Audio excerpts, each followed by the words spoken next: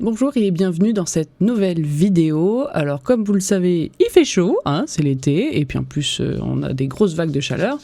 J'ai pas spécialement envie de faire du montage, donc je vous propose une petite pseudo-vidéo plutôt à écouter qu'à regarder. Je vais mettre des images d'illustration, mais ce sera tout. Voilà, bonne écoute. Voici la première histoire, le secret de l'usine désaffectée. Je m'appelle Ethan et aujourd'hui, j'ai grandi, mais ce que je vais vous raconter s'est passé quand j'avais 12 ans. À l'époque, j'habitais dans une petite ville en Île-de-France. Vous connaissez ces longues après-midi de vacances d'été où il ne se passe absolument rien ? Eh bien, c'était un de ces jours-là. On s'ennuyait fermement avec mon meilleur pote. Et c'est là qu'il m'a regardé et m'a dit « Allez, viens, on va explorer la vieille usine abandonnée au bout de la ville. » Évidemment, l'endroit était interdit et tout le monde le savait. Les clôtures étaient grillagées et les rumeurs disaient que la police y tournait souvent. C'est exactement ce qui rendait le truc excitant, évidemment, surtout à 12 ans. On a donc foncé sur nos vélos. Arrivés sur place, on les a soigneusement cachés dans les hautes herbes pour ne pas se faire repérer. On a trouvé une brèche et on s'est glissé à l'intérieur. Dès qu'on a poussé la lourde porte métallique rouillée, l'atmosphère a changé. Il faisait froid. Une odeur de poussière et de moisissure nous a pris à la gorge. Et soudain, le silence a été brisé. Un murmure, un bruit sourd, comme des chuchotements d'hommes indistincts juste derrière la cloison. Mon pote s'est figé net. Ses yeux étaient grands ouverts, il s'est tourné vers moi, le visage blanc, et m'a soufflé « T'as entendu ça ?» J'ai hoché la tête, le cœur commençant déjà à cogner contre mes côtes. Mais à 12 ans, on est stupide, on veut faire les braves. Je me suis convaincu qu'on avait halluciné et que c'était juste le vent qui s'engouffrait dans la tôle. On a donc continué à avancer dans le noir, guidés par la faible lueur de nos téléphones. On a commencé à gravir l'escalier en béton, et évidemment, à chaque marche, la sensation de malaise grandissait. J'avais ce pressentiment viscéral, cette alarme dans ma tête qui me disait de faire demi-tour, et j'aurais clairement dû l'écouter. Car plus on montait, plus les chuchotements reprenaient. Et ce n'était pas le vent. On arrive enfin au dernier étage, et là, mon sang s'est glacé dans mes veines. Au milieu des débris, il y avait un groupe de squatteurs. L'ambiance était glauque et lourde. Ça buvait, ça fumait, mais c'était pas des jeunes qui faisaient la fête. Leur regard était totalement vide, absent, presque inhumain. Dès que la porte a grincé, leurs têtes ont pivoté vers nous en même temps. Un silence de mort s'est établi. Et puis l'un d'eux s'est lentement levé. Dans sa main droite, il tenait un énorme pied de biche en ferraille. Il n'a pas crié, il n'a rien dit. Il a juste ancré ses yeux dans les miens et il s'est mis à courir vers nous à toute vitesse. À ce moment-là, l'adrénaline a explosé. On s'est retourné et on a sprinté comme jamais. On a dévalé les marches 4 à 4, manquant de se tuer dans les escaliers qui, je le rappelle, étaient dans le noir, entendant le bruit de ses pas lourds et le choc du métal de pied de biche contre les murs juste derrière nous. Heureusement qu'ils étaient complètement shootés, c'est ce qui nous a permis de courir plus vite que lui. On a jailli hors de l'usine, on a attrapé nos vélos dans les fourrés et on a pédalé.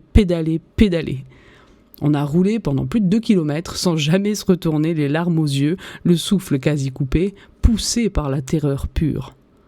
Une fois rentré chez moi, en larmes et tremblant, on a tout raconté à mes parents. Vu notre état, ils ont immédiatement compris que ce n'était pas un jeu et ils ont appelé la police. Les gyrophares ont débarqué à l'usine, ils ont encerclé le bâtiment et ont réussi à interpeller le groupe. Pendant des années, je croyais juste qu'on s'était fait surprendre par des types marginaux qui défendaient leur territoire. Mais quelques années plus tard, mes parents ont fini par m'avouer ce que la police avait réellement découvert ce jour-là. Ces hommes n'étaient pas juste en train de boire. Ils étaient sous l'effet d'une drogue dure, particulièrement dévastatrice, dans un état de psychose et de délire total. Les policiers ont expliqué à mes parents que dans cet état second, ils ne ressentaient plus la douleur et n'avaient plus aucune conscience de leur acte. S'ils nous avaient attrapés, ils nous auraient probablement massacrés sans même réaliser ce qu'ils faisaient. Aujourd'hui, je suis adulte, mais à chaque fois que je passe devant un bâtiment abandonné, je ne peux pas m'empêcher de repenser à ce regard vide et à ce bruit de métal qui me poursuivait dans le noir. Et je sais que cette histoire me traumatise et me traumatisera pour le reste de ma vie. Et voici la seconde histoire qui s'appelle Le prédateur des bords de l'Oise. Cette histoire s'est passée en août 2014. J'avais 14 ans. J'habite en région parisienne dans une petite ville très charmante entourée de champs et bordée par l'Oise. Pour que vous compreniez la suite, il faut savoir que ma ville est tout en longueur. La rivière la longe entièrement et relie 3 communes successives. Je venais tout juste de rentrer de vacances la veille. Il était environ 11h du matin quand mon ami, qui habite juste à côté de chez moi, m'a proposé de venir promener sa chienne au bord de l'eau. Ça faisait longtemps qu'on ne s'était pas vu, alors j'ai accepté sans hésiter. En arrivant au bord de l'Oise, 2 options s'offraient à nous. Le chemin de droite, qui menait vers la ville voisine, qui était rassurant. Il offrait de nombreuses ouvertures pour rejoindre la route principale en quelques secondes.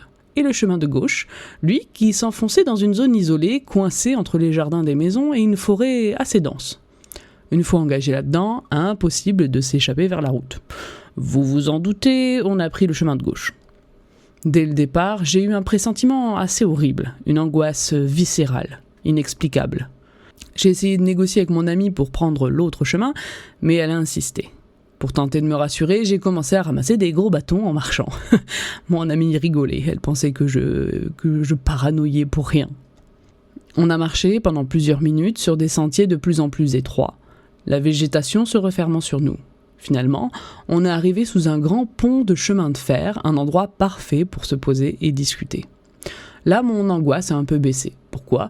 Parce que je savais qu'à cet endroit précis, caché dans les hautes herbes non entretenues, il y avait un passage secret qui permettait de rejoindre l'arrière de mon ancienne école primaire. Une issue de secours, un petit peu au cas où quoi. On finit de discuter, on se lève et on commence à rebrousser chemin. Et c'est là que tout a basculé. Au bout de quelques mètres, je ressens une décharge d'adrénaline. Une certitude absolue. On nous observe. Je m'arrête net, je me retourne. À quelques dizaines de mètres derrière nous, un homme est planté au milieu du chemin. Il porte un pantalon beige et surtout une cagoule noire qui lui couvre entièrement le visage. Mon cerveau se fige une fraction de seconde. Je veux chuchoter à mon ami qui marche devant moi de ne pas se retourner, mais la terreur prend le dessus. À la place d'un murmure, je hurle. En voyant ma tête, elle ne se pose même pas de questions. Elle me crie « Cours !» On a sprinté comme jamais. Je suis passé devant elle, le cœur au bord des lèvres, tout en courant à perdre haleine. J'ai réussi à dégainer mon téléphone pour appeler mon père en lui hurlant notre position. Après ça, c'est le trou noir. La panique totale a effacé mes souvenirs, jusqu'au moment où j'ai aperçu la silhouette de mon père courir vers nous à la fin du chemin. Je me suis littéralement écroulé dans ses bras en larmes. Mon père avait prévenu ma mère qui rentrait des courses. Elle nous attendait dans la voiture au bord de la route. Pendant qu'on appelait la police, terrifié, mon père s'est armé de courage et a couru sur le chemin pour retrouver l'homme à la cagoule. Trop tard. Le type s'était volatilisé. Mais cette histoire ne s'arrête pas là. Mon père, fou de rage et d'inquiétude, est remonté dans la voiture. Il a décidé de faire le tour par la route pour aller inspecter l'arrière de mon ancienne école primaire, là où menait le fameux passage secret. Et à l'intersection, il est tombé nez à nez avec un Renault Scénic gris. À l'intérieur, 2 hommes. Il le fixe avec un regard noir, glacial, plein de haine. Mon père a le réflexe de noter la plaque d'IMAT, je ne sais pas comment, une plaque que, je pense, il a encore gravée dans la tête aujourd'hui. En fait, on s'est même rendu compte d'un détail glaçant avec mon ami. Ce Scénic, on l'avait vu garé exactement là, le matin même, juste avant de traverser pour aller au bord de l'eau. Il nous attendait. Le lendemain matin, la peur est encore présente. Mes parents partent faire les courses en voiture à peu près à la même heure que la veille. Soudain, sur l'avenue, ma mère se fige et dit à mon père « Accélère, rattrape la voiture de devant !» C'était le Scénic, le même.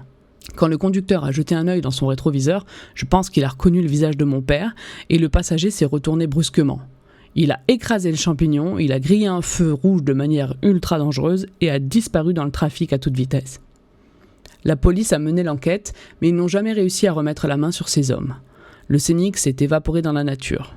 Qu'est-ce qu'ils cherchaient ? Est-ce qu'ils nous avaient repérés, nous, ou est-ce qu'ils attendaient quelqu'un d'autre ?